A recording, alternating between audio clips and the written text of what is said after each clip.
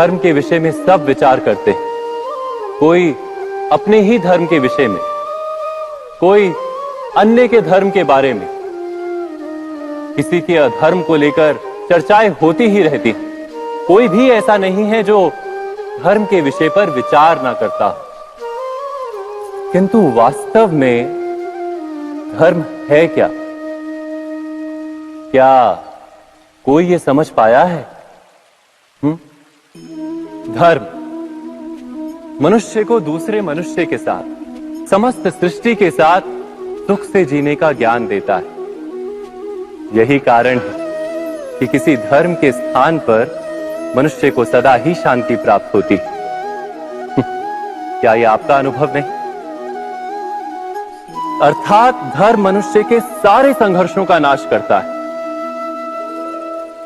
पर यह किस प्रकार संभव है कि किसी मनुष्य को किसी अन्य के साथ कोई संघर्ष ना हो? विचार करें, जहां प्रेम होता है क्या वहां संघर्ष भी होता है? आप कहेंगे हां, अवश्य होता है। किंतु आप थोड़ा और विचार करेंगे तो ये जान जाएंगे कि जिस समय संघर्ष होता है उस समय प्रेम का विस्मरण हो जाता है और फिर इच्छाएं जागती, अहंकार जागता है, क्रोध जागता है, पर प्रेम ना, प्रेम नहीं जागता। क्योंकि जहां प्रेम जागता है वहां सारे विवाद, सारे संघर्ष, सारे झगड़े नष्ट हो जाते हैं।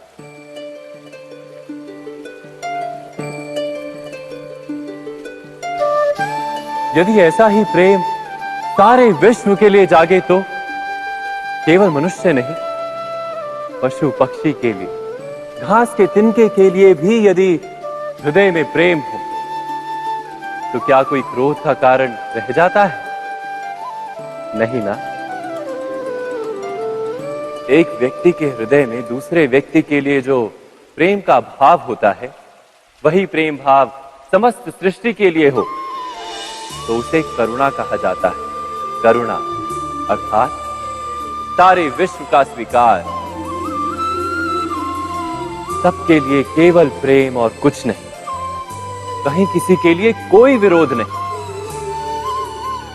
करुणा ही वास्तव में सारे धर्मों का सार है। धर्म यदि वृक्ष है तो करुणा ही उसका मूल, उसकी जड़। पर बार बार ऐसा समय आता है कि मनुष्य धर्म के मूल को ही भूल जाता है, कुछ नियमों, परंपराओं को पकड़कर बैठता है और करुणा को भुला ही देता है। और ये जगत भर जाता है संघर्षों से, ईर्ष्याओं से, शोषण से, क्रोध से, बैर से, अर्थात अधर्म से।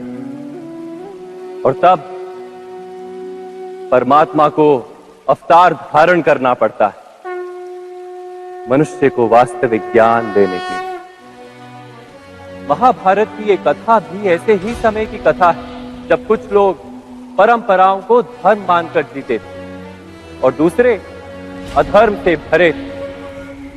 क्रोध, बैर, महत्वाकांक्षाओं के भंवर में फंसकर धर्म का नाश कर रहे थे। व्यक्ति को व्यक्ति से प्रेम तो था, किंतु समस्त विश्व के लिए प्रेम नहीं था हृदय में।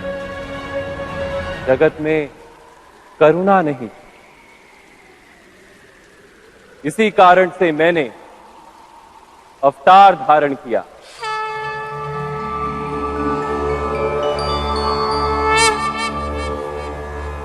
परित्राणाय साधूनाम, साधुओं को मुक्त करने के लिए, विनाशाय च दुष्कृताम, बुरा कार्य करने वालों का नाश करने के लिए,